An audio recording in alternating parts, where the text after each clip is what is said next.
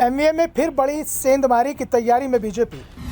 उद्धव ठाकरे की रणनीति को फेल करेंगे फडणवीस। वंचित बहुजन अघाड़ी पर बीजेपी की नजर। महाराष्ट्र में 2019 के विधानसभा चुनाव के बाद में उद्धव ठाकरे ने बीजेपी से नाता तोड़ लिया था। उसके बाद से ही बीजेपी उद्धव को कमजोर करने में जुटी है।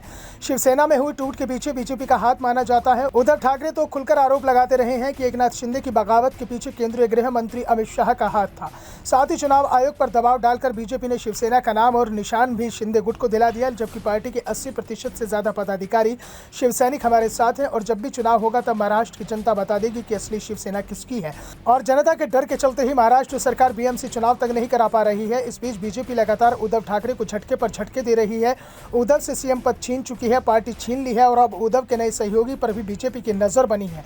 दरअसल बीएमसी चुनाव को लेकर उद्धव ठाकरे ने प्रकाश अंबेडकर की पार्टी वंचित बहुजन अघाड़ी के साथ गठबंधन का ऐलान किया था। वीवीए के अध्यक्ष प्रकाश अंबेडकर के साथ बातचीत में इस बात पर मोहर लग गई थी, लेकिन अब बीजेपी वीवीए को अपने गठबंधन में लाने की कोशिश में जुटी है। हाल ही के दिनों में मुख्यमंत्री एकनाथ शिंदे और प्रकाश अंबेडकर की कई मुलाकातें हो चुकी हैं। साथ ही साथ कुछ दिन पहले उप मुख्यमंत्री देवेंद्र फडणवीस ने प्रकाश अंबेडकर की तारीफ करते हुए कहा था कि प्रकाश अंबेडकर कभी कभी अच्छी सलाह देते हैं।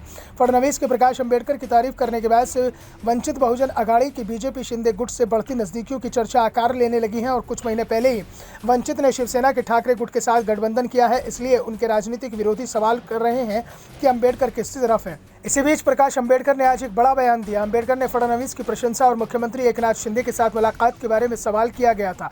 अंबेडकर ने कहा कि वो मुख्यमंत्री और अगर हमें जनता का काम करना है तो हमें मुख्यमंत्री से मिलना होगा। मुख्यमंत्री से मुलाकात के बाद इस तरह की चर्चा का कोई मतलब नहीं है। हमने हाल ही में एकनाथ शिंदे को बताया, आप बाहर आइए, हम आपके साथ बैठने को तैयार हैं, लेकिन बीजेपी के साथ बैठना मुश्किल है, हम उनके साथ नहीं बैठेंगे। दूसरी ओर केंद्रीय मंत्री और आरपीआई अध्यक्ष रामदास अठावले ने प्रकाश अंबेडकर को बीजेपी में शामिल होने का ऑफर दिया है। रामदास अठावले ने ऑफर देते हुए कहा था कि प्रकाश अंबेडकर को इधर उधर नहीं भटकना चाहिए, लेकिन अंबेडकर ने अभी इसे लेकर कुछ भी नहीं कहा है। साथ है कि प्रकाश अंबेडकर शिंदे के साथ गठबंधन को तैयार है, लेकिन बीजेपी को लेकर वो अभी तक सहज नहीं दिखाई दे रहे हैं।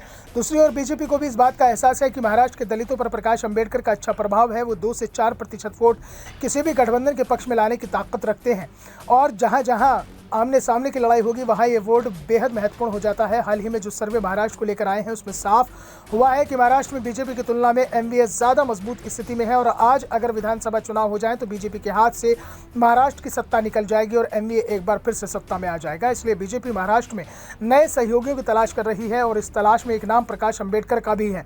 वैसे बीजेपी की नज़र अभी भी एनसीपी पर बनी हुई है। अजीत पवार तो लंबे समय से बीजेपी के साथ गठबंधन की वकालत कर रहे हैं, लेकिन शरद पवार इसके लिए तैयार नहीं है। पवार विपक्षी एकता के साथ दिखाई दे रहे हैं और अजीत पवार और शरद पवार के विचारों में हाल ही में फिर मतभेद नजर आए थे। जबकि संसद भवन के उद्घाटन कार्यक्रम पर शरद पवार ने तंज कसा था तो दूसरी ओर अजीत पवार ने संसद भवन की तारीफ की थी।